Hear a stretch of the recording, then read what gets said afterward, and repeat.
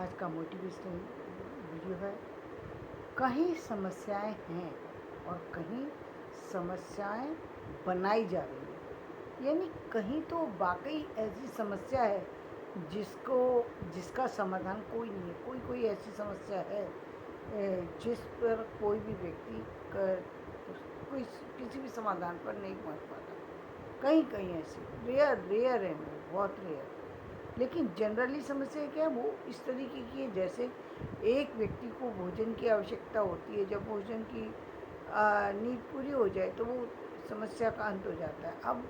अब वो आपकी क्षमताओं के ऊपर है, वो आपकी शक्ति के ऊपर निर्भर करता है कि आप किस तरीके की आपकी अर्निंग है। आपकी अर्निंग कम भी हो सकती है, ज़्यादा भी हो सकती है। उसी के अकॉर्डिंग आपको अपनी भूख को मिटाना पड़ेगा, क्योंकि दूसरा कोई समाधान नहीं है। यदि आपके पास 10 रुपये हैं तो आप 100 रुपये का खाना तो नहीं ले सकते। आपको उसी 10 रुपये में सामान 10 रुपये का खाना लेकर के अपने परिवार को देना होगा और उसी से भूख मिटा करके सोना होगा। तो कुछ समस्याएं ऐसी हैं जहाँ पर ये समस्या का समाधान ये नहीं है कि परेशान हो जाना। यदि आपके पास 10 रुपये हैं तो आप सिर्फ इसलिए परेशान हो रहे हैं कि मेरे पास 100 रुपये क्यों नहीं है, ये मूर्खता है। क्योंकि 100 रुपये यदि आप चाहते हैं कि 100 रुपये आपको मिले, आपको 10 रुपये मिल गए और 10 रुपये में यदि आपका आपका भूख भी मिट पा रही है तो चलो हम कहेंगे कि ठीक है।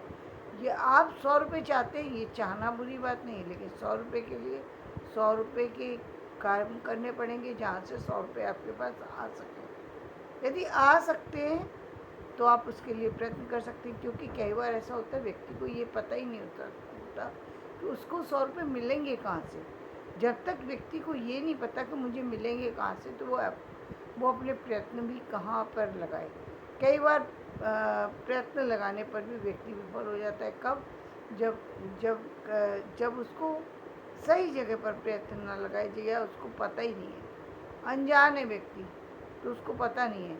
या कई बार ईश्वरीय परीक्षा ऐसी ले रहा होता है कि जहाँ पर व्यक्ति चाहे ना चाहे मांगे भी किसी से तो उसको चीज़ें नहीं मिल सकती। ना उधार से मिल सकता, ना कोई काम मिल सकता है, ना कोई और, क्योंकि ईश्वर उसको कठोर दंड दे रहा है। दंड की स्थिति में आपको वो चीज़ें नहीं मिल पाएंगी जिन चीज़ों की आप अपेक्षा कर रहे हैं। कई बार ऐसा देखने में आया है जहाँ पर व्यक्ति अपने एफर्ट्स भी डालता है। बहुत सारे लोग ऐसे हैं जो एफर्ट्स भी डालते हैं, उनको एफर्ट्स की जगह भी पता है, सब कुछ पता है, लेकिन वो एफर्ट्स उनके फेल हो जाते हैं। काम जिससे मांगने गए वही काम के लिए मना कर दे, जिसके पास हाथ फैलाया वही मना कर दे। ऐसी परिस्थितियाँ भी जीवन में हो सकती हैं। तो जीवन में तब क्या करना चाहिए? तब आपके पास जो है उसमें आप समाधान ढूंढिए। उसमें समाधान ढूंढना पड़ेगा। क्यों? क्योंकि यहाँ पर दैवीय प्रकोप है आपके ऊपर। दैवीय प्रकोप है ये। जब आप जानते भी हैं, यदि आप नहीं जान रहे थे और फिर आपको कोई चीज़ नहीं मिल रही थी, तब हम कहते हैं कि आपके एफर्ट्स में कमी थी, इसलिए आपको कोई चीज़ प्राप्त नहीं हो सकी। लेकिन जहाँ पर आपके एफर्ट्स भी बराबर हैं, आप जानते हैं कि किसी व्यक्ति से लिया जा सकता है, आप जानते हैं कि मेहनत करी जा सकती है, काम किया जा सकता है, लेकिन काम करने के लिए काम ही नहीं मिल, जिस काम को करने जा रहे हैं वही व्यक्ति काम के लिए मना कर दे रहा है। नहीं, आपके पास अपने से किसी काम करने की क्षमता, काम ही नहीं, रुक जा रहा है। यहाँ पर मान करके चुप होकर के कहते हैं जब परेशानी बहुत ज़्यादा हो, तो इसका मतलब इसमें ईश्वर की जो है वो ईश्वर की इच्छा छिपी हुई है। वो चाहता है कि इस समय तुम्हें दंडित किया जाए। तुम्हें यह हो सकता है तुमने पैसे की अवहेलना की हो सकता है आप जीवन में आपने किसी को सताया हो, जिसके कारण से आपको उस कष्ट को सहना है। वो सहने का टाइम है आपका। तो उस समय मेरे पिता कहा करते थे कि जब कभी परेशानी आए तो व्यक्ति को चुप होकर के उस परेशानी को सहना चाहिए। क्यों सहना चाहिए? क्योंकि ये दैवीय शक्ति का प्रकोप है, और जब दैवीय शक्ति का होता है तो इंसानों के करे हुए कार्य काम नहीं करते। क्योंकि उतना समय तो आपको कष्ट पाना पड़ेगा जो आपके लिए ईश्वर ने विधान किया है। उसके बाद चीज़ें सही हो जाएंगी, लेकिन तब तक आपको, क्योंकि आप, ऐसा नहीं है कि आप जानते नहीं हैं, ऐसा नहीं है कि आपकी शारीरिक क्षमता नहीं है, ऐसा नहीं है सारी चीज़ें, लेकिन उसके बावजूद भी आपको किसी विपरीत परिस्थिति का सामना करना पड़ रहा है, विपरीत परिस्थिति से गुजरना पड़ रहा है, तो वो गुजरना पड़ेगा। उसमें कोई समाधान दूसरा नहीं है। यदि करेंगे, कोई गलत तरीका अपनाएंगे तो उससे नुकसान होगा। वहाँ पर दूसरे, यदि आपको परेशानी होगी तो आपने यदि सह लिया तो ईश्वर आपको कहीं ना कहीं से आपको अपने आप मदद भेजेंगे, लेकिन वो सहना पड़ेगा। जैसे कि हम जब बात करते हैं, जब हम राजा नल की बात करते हैं, तो राजा नल के ऊपर जब विपदा पड़ी तो वो कहाँ चले गए? वो अपनी बहन के घर गए। पहले उनको, जब उनका एकदम उनके देश में जो है एकदम वो हार गए, राज्य जो किसी और राजा ने चढ़ाई कर दी और वो अपने अपने युद्ध में वो हार गए, तो वहाँ से भाग निकले। सोचा बहन के यहाँ चले जाते हैं। बहन के यहाँ गए। बहन ने पूछा कि भाई किस स्थिति में आ रहा है? तो उन्होंने कहा कि सामान्य स्थिति में। बहन ने कहा पीछे की तरफ उनको ले जाओ, क्योंकि बहन ने कहा कि मेरा अपमान होगा। वो पीछे की तरफ उसको ले गए और वहाँ पीछे जो कमरा बना था उसमें उनको राजा को रखा गया। वहाँ रानी ने देखा कि खूंटी जो है वो उस पर बहन का हार टंगा हुआ था, जिसको कि खूंटी निगल रही थी। यानी दोष लगना था उस समय, तो दोष सहना था उस समय। ये दैवीय प्रकोप था जो सहना था उनको। चोरी का इल्ज़ाम लगेगा, इसलिए वो वहाँ से भी भाग निकले, रातों रात भाग निकले। वहाँ पर बहन खाना लेकर के आई तो वो कोयले हो गए। खाना जो है वो कोयला बन गया और उन्होंने वहीं पर धरती में उसको खाने को दबा दिया और चुपचाप वहाँ से भाग निकले, क्योंकि उनको समझ में आ गया कि ये परिस्थितियाँ विपरीत परिस्थितियाँ। नदी के किनारे पहुँचे, मिट्टी के बर्तन में राजा मछली पकड़ करके लेके आए। मछलियाँ, कहा कि इसको, मछली को पानी में पका दो, यही खा लेंगे। मछलियाँ पानी के बर्तन से आग के ऊपर जो पानी में पानी रखा हुआ था उसमें से मछलियाँ निकल करके वापस से नदी के अंदर चली गई। राजा ने आके पूछा क्या हुआ? बोले कि मैंने मछली खा ली। तो राजा ने कहा कि अच्छा, शायद हो सकता है कि इनको भूख लगी हो, इन्होंने खा ली हो। अब रानी बोली कि क्या कहते हैं, इस बार जो है मैं लेकर के आती हूँ मछली और आप बनाना, मैं स्नान करने जाऊँगी। तो रानी पकड़ के लेके आई और राजा को कहा आप बनाओ। तो राजा ने जैसे ही डाला वो वैसे ही वो पहले की तरह से वो फिर पानी में चली गई। राजा को समझ में आ गया। तो राजा ने कहा कि, रानी ने आके पूछा कि आपने बना दी? बोले कि मैंने तो, मुझे भूख लगी थी, मैंने खा ली। रानी समझ गई कि राजा के साथ भी वही हुआ है जो मेरे साथ हुआ। दोनों भूखे रहे और अब काम ढूंढने जब निकले, कहीं काम नहीं था, कहीं भी काम नहीं था, कहीं सिर छुपाने की जगह नहीं थी। अपने वस्त्र उतारे, राजा के वस्त्र उतारे और सामान्य वस्त्र पहन लिए। कहाँ पहुँच गए?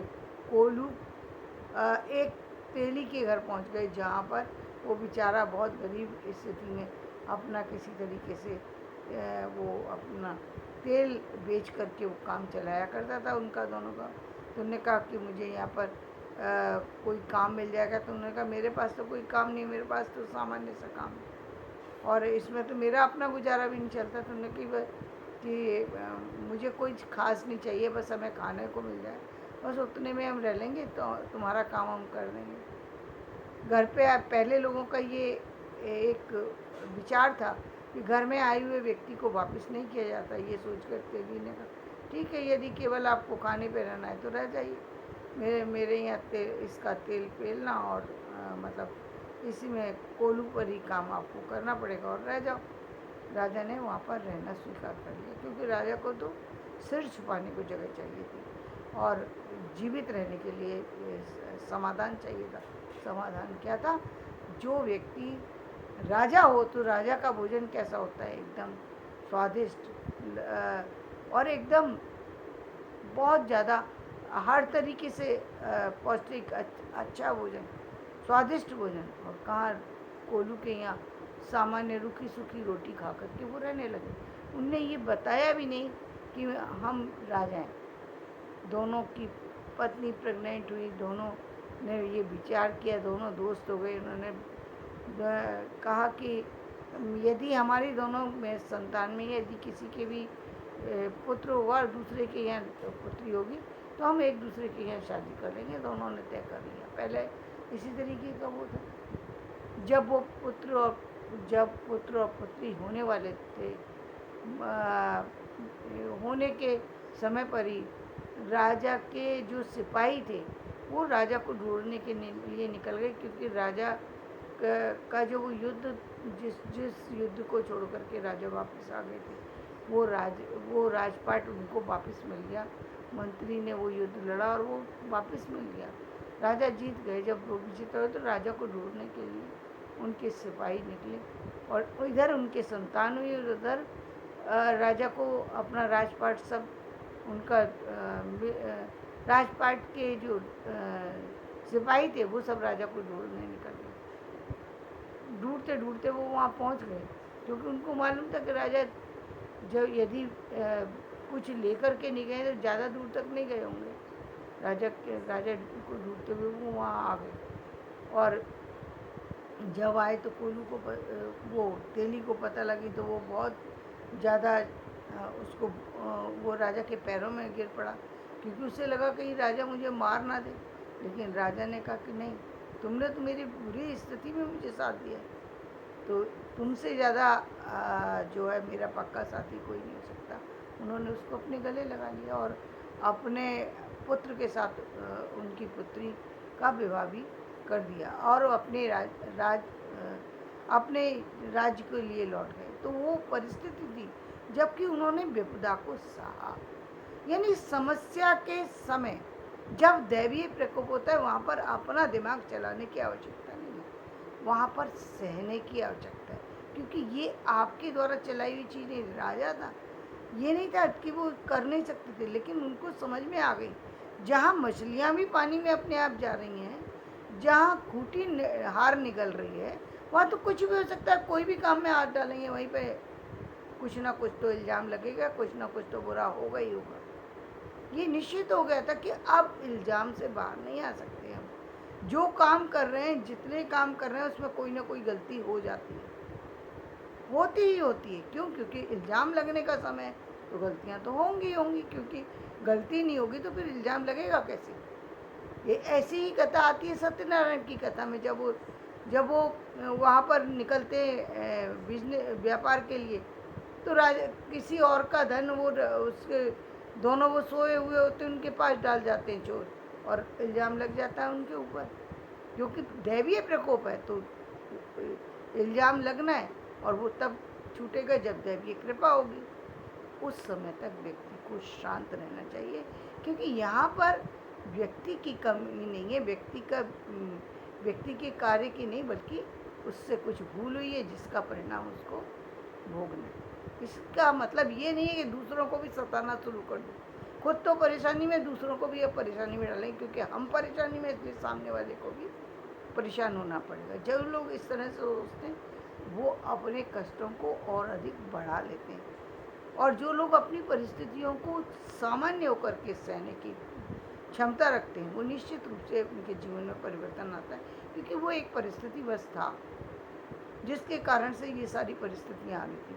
वो चीज़ें हटनी थी और वो हट जाएंगी, लेकिन तब तक तो, जब तक नहीं हटनी तब तक तो आपको उनका सामना करना पड़ेगा।